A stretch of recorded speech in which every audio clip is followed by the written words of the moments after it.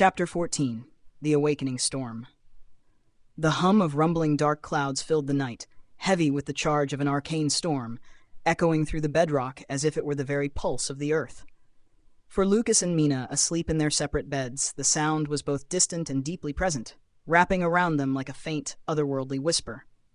Neither heard it, yet it touched them all the same.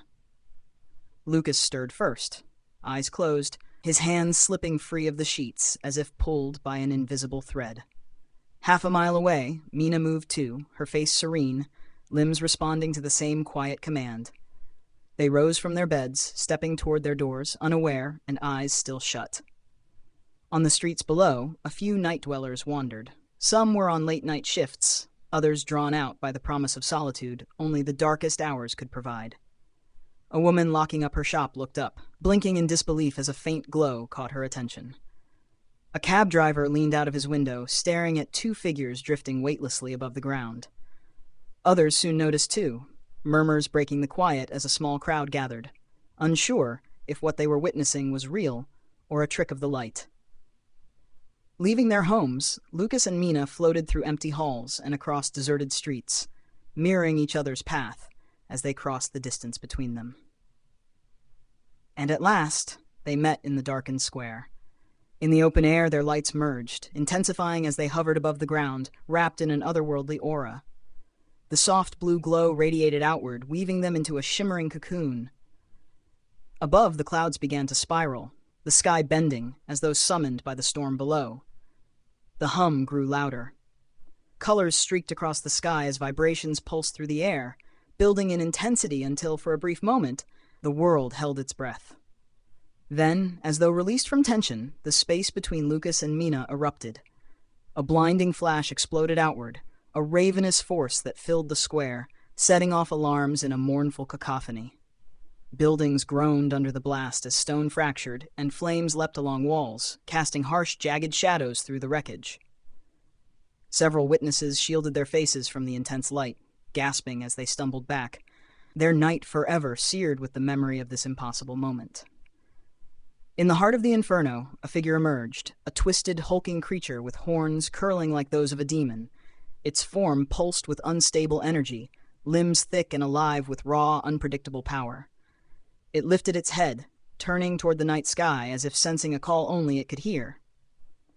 And then, as suddenly as they had come, Lucas and Mina vanished, pulled away in a twist of light, leaving the creature alone in the ruined square, a force of chaos loosed upon the world.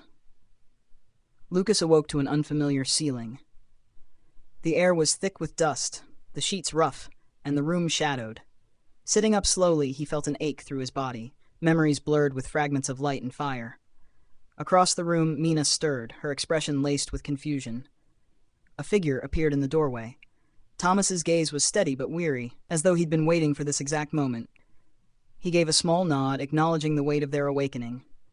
"I'm sorry," he said softly, "but you can't go back. Not now. Not after what happened." Lucas's mouth went dry. "What do you mean?" he managed, his voice a strained whisper. Thomas sighed and pulled out a lumishard, a crystal tablet grown and refined through Hybrus's magic. The crystal's surface shimmered, displaying a series of video clips. "It's easier if I just show you." On the lumishard, shaky footage from civilians and a clip from an automated information drone played. They watched, breath held, as their own floating forms appeared on screen, faintly glowing, serene, moments before the eruption of light and fire. Then came the creature's emergence. Massive, horned, wild with energy, flames licking at its skin, only to be absorbed into its crackling aura. With terrifying ease, it struck down two guards, lightning bursting from its hands and leaving them lifeless as it breached the facility, taking a faintly glowing crystal before vanishing into the night. The screen darkened. Thomas met their anxious gazes. "The guards were lucky," he said quietly. "Both are alive and recovering in the hospital.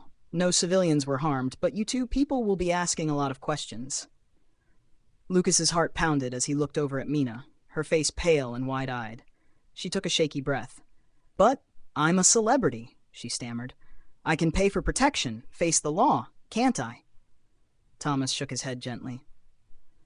"This is beyond money, Mina. After what happened last night, the authorities will treat you as a threat, not a celebrity.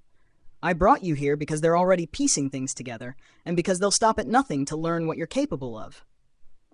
Lucas stared, his mind seizing on images of his past. A laboratory, sterile walls, cold machines, where he had once felt more like a specimen than a person. The terror gripped him anew.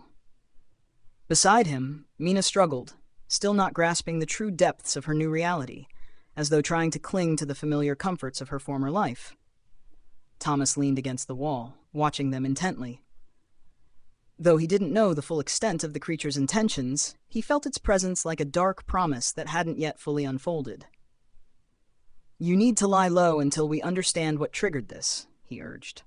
Lucas, still in shock, glanced up at Thomas, his eyes clouded with gratitude and guilt.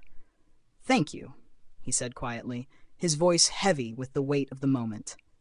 He was painfully aware that Thomas had sacrificed his own safety, his very life, for them. The thought twisted inside him, bitter with guilt, knowing Thomas had willingly taken on this burden for his sake. Lucas and Mina exchanged a glance, understanding that the lives they had known were gone. And that somewhere out there, a creature born of their own powers roamed, its path of chaos only just beginning.